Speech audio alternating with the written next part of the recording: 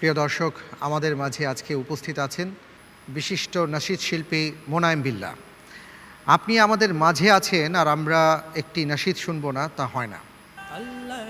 আমি আপনাকে মঞ্চে আসার আহ্বান জানাচ্ছি। আল্লাহর নামে করছি শুরু, জ্ঞান সাধনায় হব ধ্যানী। অনেক অনেক ধন্যবাদ।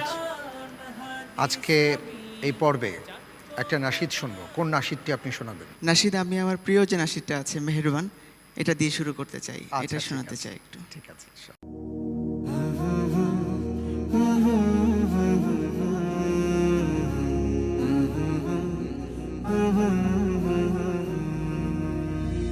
মেহেরবান তুমি, মেহেরবান, মেহেরবান তুমি, মেহেরবান, মেহেরবান